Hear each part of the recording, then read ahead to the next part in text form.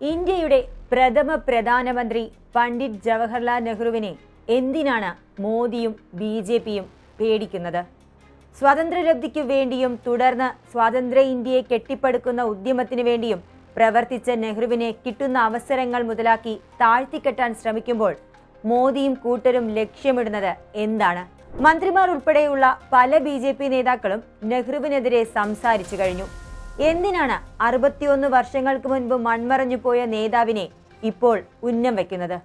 ഭയം എന്തിനാണ്? ഇന്ത്യയെ കെട്ടിപ്പടുക്കുന്നതിൽ ജവഹർലാൽ നെഹ്റുവിനുള്ള സംഭാവനകൾ വലുതാണ്. ഇന്ത്യൻ നാഷണൽ കോൺഗ്രസ് എന്ന ദേശീയ പ്രസ്ഥാനത്തോടൊപ്പമോ എന്തിന് ഏതെങ്കിലും ഒരു തരത്തിൽ ഇന്ത്യൻ സ്വാതന്ത്ര്യലബ്ധിക്ക് ഉതകുന്ന ഒന്നും ചെയ്യാത്തത് എന്നു മാത്രമല്ല, പലപ്പോഴും ദേശത്തിനെതിരായി പ്രവർത്തിച്ച സംഘപരിവാർ എന്തിന് സ്വേച്ഛാധിപത്യം നടപ്പാക്കുന്നതിനിടയിൽ നെഹ്റുവിനെ ഉന്നം വയ്ക്കണം? മോദി ഉൾപ്പെടെയുള്ള നേതാക്കൾ നെഹ്റുവിനെതിരെ തിരിഞ്ഞത് ഇന്ത്യയുടെ വികസന മുരടിപ്പ് അല്ലെങ്കിൽ കൂടുതൽ പ്രതിസന്ധികളിലേക്ക് പല മേഖലകളിൽ ഇന്ത്യ കൂപ്പുകുത്തുന്നത് മറച്ചു പിടിക്കാൻ തന്നെയാണ്. എന്തെങ്കിലും കുഴപ്പമുണ്ടെങ്കിൽ അതിനു കാരണം നെഹ്റുവാണെന്ന് വരുത്തി തീർക്കുക എന്ന കുടിലതന്ത്രമാണ് ഇക്കൂട്ടരുടെ ഉദ്ദേശം. സംഭവം സിമ്പിളാണ്. വാസ്തവത്തിൽ മോദിയും അദ്ദേഹത്തിന്റെ ബി.ജെ.പിയും കോൺഗ്രസിനെയും നെഹ്റുവിനെയും ഇന്ദിരയെയും രാജീവിനെയും സോണിയയെയും രാഹുലിനെയും ചെറിയ തോതിലെങ്കിലും പ്രിയങ്കയെയും തിരഞ്ഞെടുപ്പ് വിജയത്തിനായി പ്രധാനമായും ആശ്രയിക്കുന്നു എന്നതാണ് സത്യം. എങ്ങനെയെന്നല്ലേ? കോൺഗ്രസിനെ കുറ്റപ്പെടുത്താതെ മോദിക്കും സംഘത്തിനും ഒരു റാലിയോ പൊതുപ്രസംഗമോ പൂർത്തിയാക്കാൻ കഴിയില്ല. ആ ലോജിക് ഇതാണ്. ഒരാൾക്ക് വലുതാകാൻ കഴിയുന്നില്ലെങ്കിൽ നായകൻ ആരാണെങ്കിലും അവരെ വലിയ വില്ലനായി കാണിക്കണം, വില്ലനെ വലുതാക്കണം എന്നതാണ് ആശയം. അങ്ങനെ ഫലത്തിൽ താരതമ്യപ്പെടുത്തുമ്പോൾ കഴിവില്ലാത്തവരായാലും തങ്ങൾ മെച്ചമാണെന്ന് വരുത്തി തീർക്കുകയാണ് ലക്ഷ്യം. നെഹ്റുവിൽ നിന്ന് തുടങ്ങി തുടർച്ചക്കാരായ ഇന്ദിരാഗാന്ധി മുതൽ രാഹുൽ ഗാന്ധിയും പ്രിയങ്ക ഗാന്ധിയും ഉൾപ്പെടെയുള്ള നേതാക്കളെ ഉന്നമിക്കുക കൂടിയാണ് മോദിയുടെയും ബി.ജെ.പിയുടെയും ലക്ഷ്യം. ഇന്ത്യ പാകിസ്ഥാൻ വിഭജനം, കാശ്മീർ വിഷയം, സാമ്പത്തിക അടിത്തറയില്ലായ്മ, ഇങ്ങനെ പല ആരോപണങ്ങളും മോദിയും കൂട്ടരും പ്രഥമ പ്രധാനമന്ത്രിയുടെ മേൽ ആരോപിക്കുന്നുണ്ട്. സത്യത്തിൽ വീണ്ടും ഈ വിഷയങ്ങൾ എടുത്തിടുന്നത് വഴി നെഹ്റു കൂടുതൽ വിശകലനം ചെയ്യപ്പെടുകയും അദ്ദേഹത്തിന്റെ സംഭാവനകൾ കൂടുതൽ ആഴത്തിൽ ജനങ്ങളിൽ എത്തുകയുമാണ് ചെയ്യുന്നത്. എന്താണോ സംഘപരിവാർ നടപ്പിലാക്കാൻ നോക്കുന്നത് അതിനെതിരെ സംഭവിക്കുന്നു എന്ന് സാരം.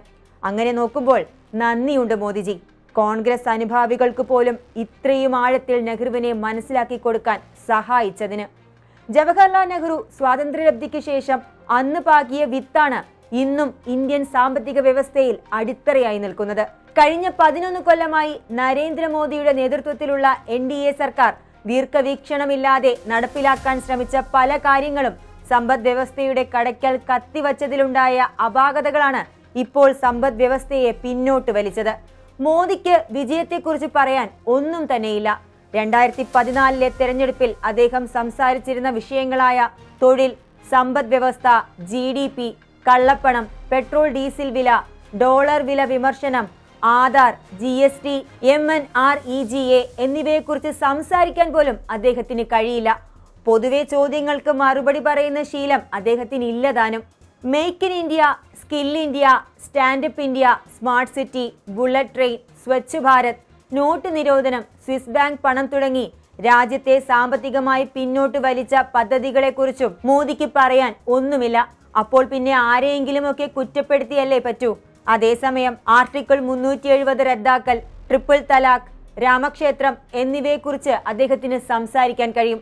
പക്ഷേ ഇവയൊന്നും തെരഞ്ഞെടുപ്പ് വിജയത്തിൽ സഹായിച്ചിട്ടില്ല എന്നുള്ളതാണ് വാസ്തവം. അതിനാൽ മോദി പ്രായോഗികമായി കോൺഗ്രസിനെയും നെഹ്റുവിനെയും കുറ്റപ്പെടുത്തി സ്വന്തം തടിയൂരാൻ ശ്രമിക്കുന്നു. പക്ഷെ നേരത്തെ പറഞ്ഞതുപോലെ ജനങ്ങൾക്ക് മുന്നിൽ അത് വിപരീത ബലമാണ് സൃഷ്ടിക്കുന്നത് താനും.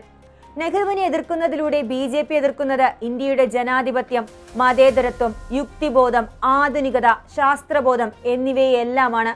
അന്ധമായി കപടദേശീയത പറയുന്ന മോദിക്കും സംഘപരിവാറിനും നല്ലതിനോടൊന്നും അല്ലെങ്കിലും ആഭിമുഖ്യം കാണില്ലല്ലോ.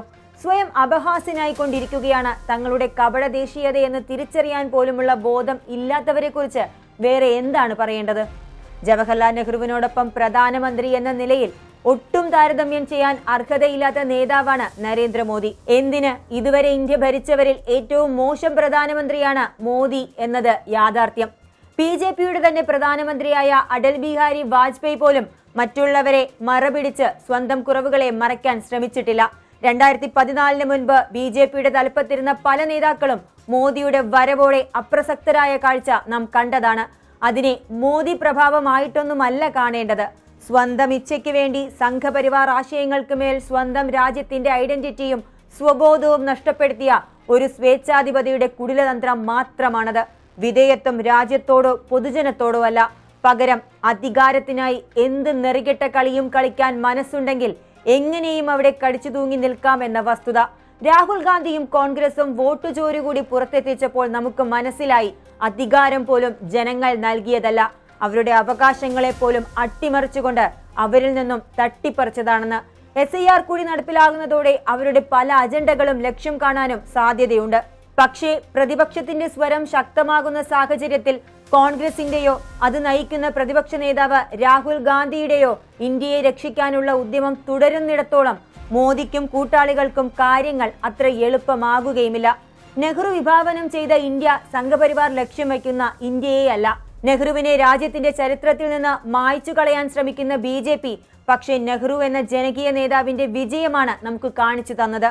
മൺമറഞ്ഞ വർഷങ്ങൾക്കിപ്പുറവും നെഹ്റുവിന്റെ മഹത്വങ്ങൾ എണ്ണി എണ്ണി പറയാൻ അവരുടെ പിന്മുറക്കാർക്ക് സാധിക്കുന്നു. എന്തിന് എതിരാളികൾക്ക് പോലും ചില കാര്യങ്ങൾ അംഗീകരിക്കാതെ പോകാൻ തരമില്ല. ഒരിടയ്ക്ക് ലോക സാമ്പത്തിക മേഖലയിൽ മുന്നേറിക്കൊണ്ടിരുന്ന ഇന്ത്യൻ സമ്പദ് വ്യവസ്ഥ ഇപ്പോൾ മാന്ദ്യത്തിലാണ്. ഇന്ത്യ സ്വതന്ത്രമായപ്പോൾ നെഹ്റുവിനും പട്ടേലിനും മുന്നിൽ എങ്ങനെയുള്ള ഇന്ത്യയാണ് ഉണ്ടായിരുന്നത് എന്ന് പരിശോധിക്കുക. അടിസ്ഥാന സൗകര്യങ്ങൾ കുറവായിരുന്നു, അല്ലെങ്കിൽ ഇല്ല എന്ന് തന്നെ പറയാം. ദശലക്ഷക്കണക്കിന് അഭയാർത്ഥികൾ, എടുത്തു പറയേണ്ട ഒരാധുനിക വ്യവസായവുമില്ല, വിദ്യാഭ്യാസ സമ്പ്രദായമില്ല, 50% കൂടുതൽ ദാരിദ്ര്യരേഖയ്ക്ക് താഴെ, വേർപിരിയുന്ന ഘട്ടത്തിൽ നിൽക്കുന്ന നാട്ടുരാജ്യങ്ങൾ.